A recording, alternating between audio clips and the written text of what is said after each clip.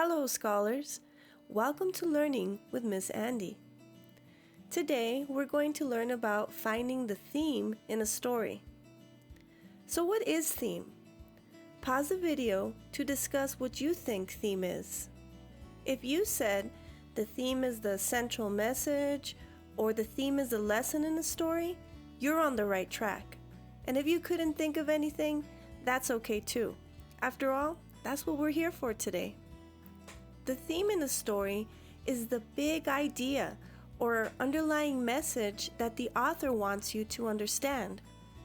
Oftentimes, the theme is something most of us can relate to because it focuses on human nature.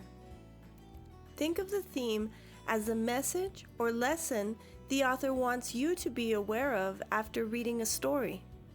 To begin learning more about theme, we're first going to talk about the differences between topics versus themes. These are topics found in many stories: love, friendship, courage, hate. Once you figure out the topic, then you ask yourself, what did I learn about this topic? Finding the theme involves thinking deeply about a topic to understand the meaning, as many times the author won't just come out and say it. You have to work like a detective to figure it all out. For example, let's say you've just finished reading a story where the topic was determination. You ask yourself, what about determination did I learn after reading this? A common theme found in stories where determination is the topic is if you're set on finding a solution to a problem, you will find an answer. Pause this video to discuss what differences you notice between topic and theme. Some things I noticed are that topics are one or two words, they don't teach a lesson, and are broad and unspecific.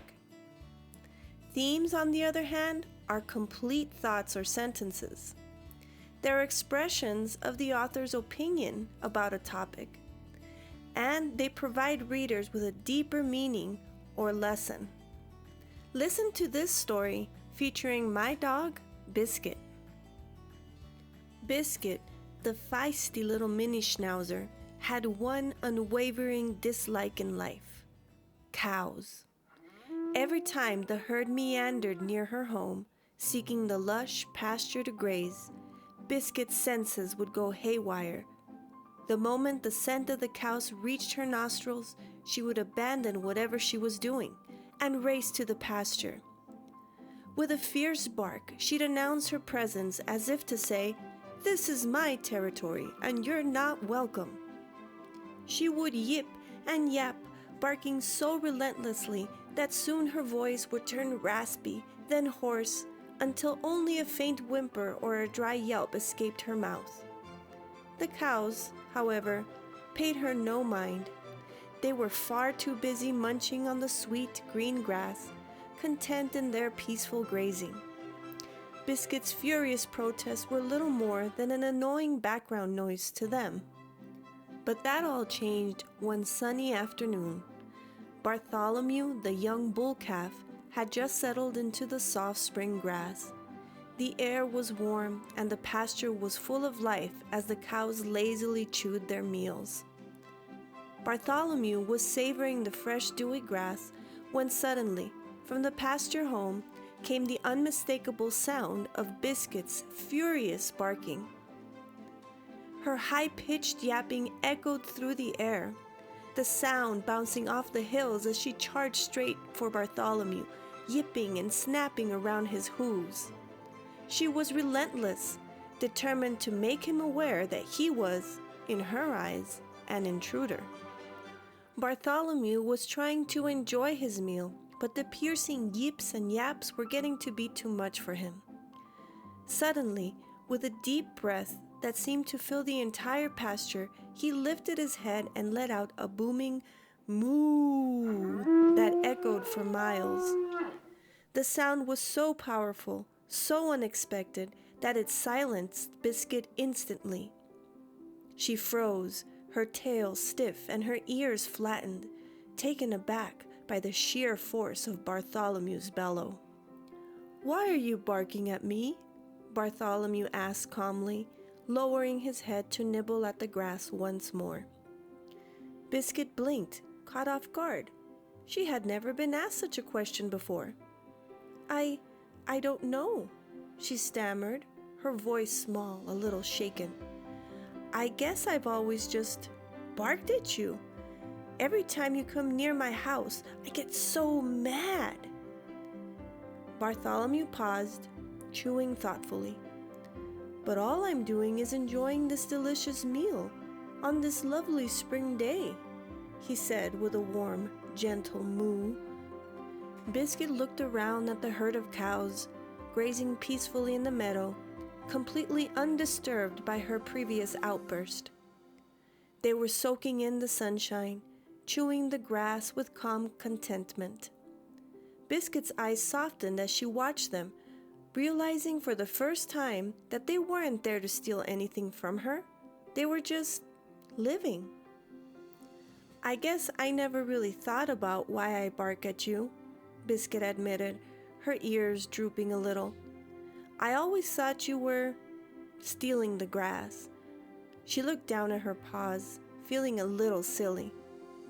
Bartholomew chuckled, a soft sound that made Biscuit perk up just a bit. "Does the grass belong to you?" he asked with a playful glint in his eyes. Biscuit was silent for a moment, chewing on the question. She had never considered it before. Was the grass hers to protect? Or was it simply a gift from nature to everyone? "Well, I guess it doesn't," she replied softly, feeling a sense of realization. Bartholomew smiled, his great gentle eyes filled with kindness.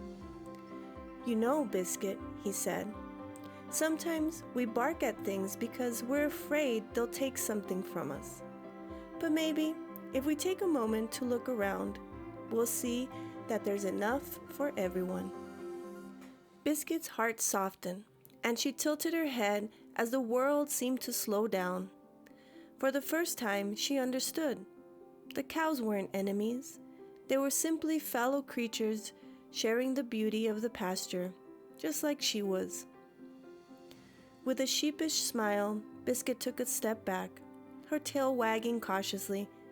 "I guess I was wrong, Bartholomew," she said, her voice small but sincere. "I'm sorry for barking at you." Bartholomew gave a friendly moo and took another bite of the grass. "No hard feelings, Biscuit. After all, we all need to look out for each other." And from that day forward, Biscuit watched the cows from a distance, no longer filled with the same anger and frustration. She had learned that sometimes even the fiercest bark can be tamed by understanding and a little kindness. Let's focus first on reflecting on the topic of this story. Which of these topics come to mind after hearing the story? Love, courage, or understanding? Pause the video to discuss. If you selected understanding, then you are correct. Now that we know the topic, let's find the theme.